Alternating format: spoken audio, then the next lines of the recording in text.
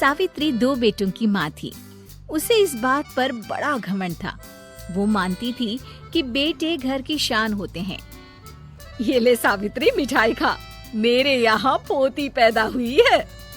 ये सुनते ही सावित्री मुंह बना के कहती है, अरे तू तो लुट गई, बर्बाद हो गई, तेरे यहाँ लड़की पैदा हो गई। अरे तू ऐसा क्यों कह रही है? मैं तो बहुत खुश हूँ। अरे जब तेरी पोती के पीछे तुझे खर्चे पर खर्चे करने पड़ेंगे ना, तब ये तेरी सारी खुशी गम में बदल जाएगी। पहले लड़की की पढ़ाई लिखाई का खर्चा, फिर उसकी शादी का खर्चा। अरे आजकल की शादियाँ कितनी महंगी हो गई है। गहने बनाओ, लाखों रुपए पानी की तरह बह जाते हैं। लड़कियाँ तो सिर्फ खर्चा करवाने के लिए ही पैदा होती हैं। इस तरह लड़कियों के प्रति अपने विचार व्यक्त करते हुए सावित्री ममता को लंबा चौड़ा भाषण देके चली जाती है। अब तो आप लोग इस कहानी में सावित्री देवी का पात्र अच्छी तरह समझ ही गए होंगे। कुछ समय बाद सावित्री की बड़ी बहू भी एक लड़की को जन्म देती है। फिर क्या था, सावित्री पूरा आसमान सर पर उठा लेती है। हे भगवान, ये तू मुझसे किस जन्म का बदला ले रहा है? अरे मैं तो मंदिर में रोज आकर तुझसे कहती तो थी कि मुझे एक पोता चाहिए, और तूने मुझे पोती दे दी। इतनी मिठाइयाँ और प्रसाद चढ़ाने का क्या फायदा हुआ? तभी सावित्री की बहू निशा कहती है, क्या माँ जी, आप भी इतनी सी बात पर नाराज हो गई हैं? देखिए तो आपकी पोती कितनी सुंदर है, बिल्कुल आप पर गई है। अरे चुप कर, तुझे 9 महीने इतने महंगे महंगे काजू बादाम फल फ्रूट खिलाने का फायदा क्या हुआ? मेरे तो सारे पैसे बर्बाद हो गए। ये सुन सावित्री का बड़ा बेटा अजय कहता है, माँ, तुम सिर्फ नाम के लिए 2020 में रहती हो। असल में तुम्हारा दिमाग सैकड़ों साल पुरानी सोच रखता है। आज के जमाने में लड़का और लड़की में कौन फर्क करता है? मैं तो बहुत खुश हूँ कि भगवान ने मुझे लक्ष्मी के रूप में बेटी दी है। लेकिन सावित्री पर अजय की बातों का कोई असर नहीं होता। नालायक, अपनी पत्नी की जबान बोल रहा है। मेरा बड़ा बेटा तो हाथ से गया। लेकिन सावित्री देवी हार मानने वाली नहीं थी। वो पोते की चाह में अपने छोटे बेटे विजय की शादी करवा देती है। कुछ समय बाद आखिरकार वो दिन आ ही जाता है जब सावित्री की छोटी बहू गर्भवती हो जाती है।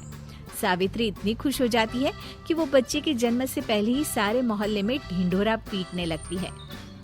ये क्या सावित्री, तू तो पोते के जन्म से पहले ही मिठाई बांट रही है। पहले पोता पैदा तो होने दे, और फिर क्या पता अगर पोते की जगह पोती पैदा हो गई तो। ये सुन सावित्री चिढ़ जाती है। अरे अपनी काली जबान मत चला, मेरी मिठाई खा के मेरा ही बुरा सोच रही है। बड़ी आई, ला मेरी मिठाई वापस कर। देख लेना, इस बार मेरे यहाँ पोता पैदा होगा, पोता। लेकिन ठीक इसका उल्टा होता है। सावित्री की छोटी बहू भी एक लड़की को जन्म देती है। सावित्री फिर से रोना धोना शुरू कर देती है और अपनी छोटी बहू को कोसते हुए भला बुरा कहने लगती है। देखते ही देखते ये सावित्री की रोज की आदत हो जाती है। एक दिन उसकी इस आदत से परेशान होकर विजय अपने भाई अजय से कहता है, भैया, माँ खुद एक औरत होकर हमारी बेटियों को पसंद नहीं करती, उल्टा उन्हें रोज कोसती रहती है। मुझे माँ की यह आदत बिल्कुल पसंद नहीं आती। अरे तू ठीक कहता है, मैं भी अब माँ से तंग आ गया हूँ। अच्छा, तो अब तुम दोनों इस तरह पीठ पीछे मेरी बुराई भी करने लग गए हो? नहीं माँ, हम चाहते हैं कि घर में शांति बनी रहे। हमें हमारी बेटियाँ बहुत प्यारी है। मैं नहीं चाहता कि वे तुम्हारे ताने सुन सुन कर बड़ी हो, और इसीलिए हम दोनों ये घर छोड़कर चले जाएंगे। हाँ माँ, मैं भैया की बात से सहमत हूँ। जब तुम इस घर में अकेली रहोगी तब तुम्हें अपनों की कीमत का एहसास होगा। अपने दोनों बेटों के मुंह से अपनी माँ के लिए इतने कठोर शब्द सुन सावित्री भावुक और रुआंसी होकर कहती है, क्या सच में तुम दोनों मुझे इस घर में अकेली छोड़कर चले जाओगे? हाँ माँ। हाँ माँ, अब पानी सर के ऊपर जा चुका है। मैं तुम दोनों के बिना नहीं रह सकती। अपनी सास के आंसू देख अजय और विजय की पत्नी अपने पतियों से लड़ पड़ती है। अरे जिसे जाना है वो जाए, मैं माँ जी को छोड़कर कहीं नहीं जाने वाली। भाभी, आप ये क्या कह रही हैं? वही जो तुम सुन रहे हो, दीदी बिल्कुल सही कह रही है। हम बेटियों के संस्कार हमें सिखाते हैं कि सास माँ समान नहीं बल्कि माँ ही होती है और उस माँ की जिंदगी भर सेवा की जाती है। बेटे अपना फर्ज भूल सकते हैं, लेकिन बेटियां नहीं। आप दोनों शौक से जा सकते हैं। माँ जी, हम दोनों के रहते आपको किसी बात की फिक्र करने की जरूरत नहीं।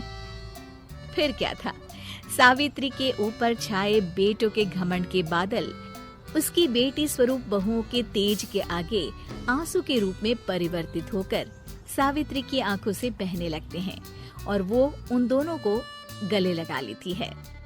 मैं जिंदगी भर बेटियों को कोसती रही, लेकिन आज तुम दोनों को देख मुझे समझ आ गया कि बड़े अभागे होते हैं वो लोग जिनके घर बेटियां नहीं होती।